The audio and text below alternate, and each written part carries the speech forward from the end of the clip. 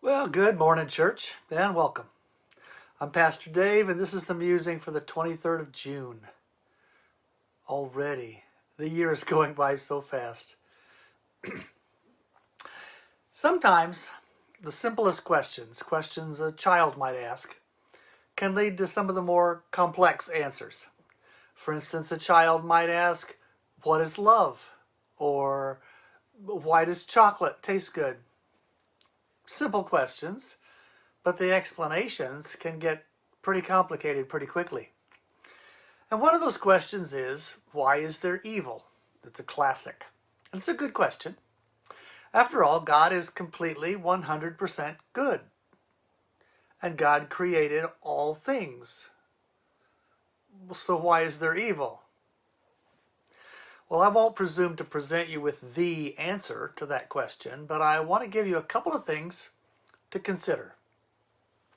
A couple of ways to look at the question that might clarify for you what theologians have for centuries called the problem of evil. Consider this. If I place a box on my back porch in the bright sunlight, I get more than a brightly lit box. I also get a shadow, a dark place where the light is blocked. No matter where I move the box, the shadow accompanies it. I did not intend to put a shadow on my porch. It just sort of happened. When I select a shirt to wear on Monday, I automatically don't select all the other shirts in the closet. I made no conscious effort to reject them. It just sort of happened. If I decide to fly to Paris, I have to be on one particular airplane. I can't be on all the airplanes going to all the places in the world. Choosing one thing automatically unchooses everything else. Built into the very nature of creation is this idea of negation, the concept of not. Everything that exists seems to have a not that goes with it. You can't have a thing without also having at least the possibility of not that thing. Which means that you can't have up without down. That there is no light without the idea of dark. That the existence of life implies the existence of not life or death. And it seems to me that you can't conceive of good without simultaneously introducing the concept of not good. It just sort of happens.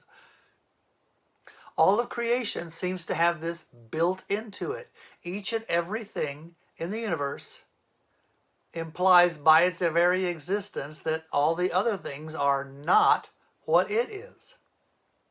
That includes good and all of the things that we think of as good. Love, compassion, beauty, truth, joy. All of these have their inevitable nots. Hatred, indifference, ugliness, falsehood, misery. It seems you can't get the good by itself. It always comes with a shadow. And the interesting thing is that God knew this going in. He knew that every good thing he was going to create would contain the seeds of something not good. And he went ahead anyway. He could have avoided all this suffering and pain and disappointment by not creating at all. But he created anyway. He looked down the corridor of history with all its evil and decided that it was worth it. Somehow, something in it was worth the cost. And we pretty much have to take his word for it. The one who saw the ending from the beginning said, "It is good." And perhaps that's because in his infinite wisdom, he not only saw the not good that was possible, but he also saw the possibility of redemption. where evil is transformed and mistakes are rectified and conflict is resolved and death is swallowed up in victory. God bless you all. And you can stop watching here if you like. But if you want to go a little bit deeper into the weeds, I have a theory to toss out, a theory as to why it is that this duality, this inevitability of not, is built into the universe. And just so you know, I am so far out of my pay grade on this. But here we go. I guess that's why they call it amusing.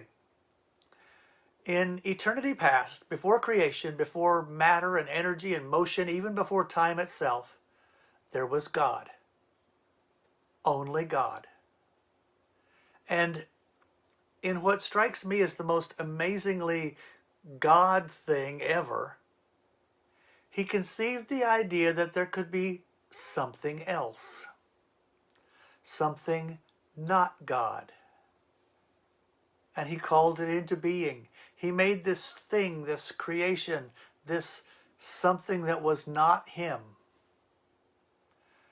Which makes not the very foundation of creation itself. Which is perhaps why it is a part of every aspect of the world. And please, feel free to totally disregard this whole last segment. It is literally just amusing. Till next time.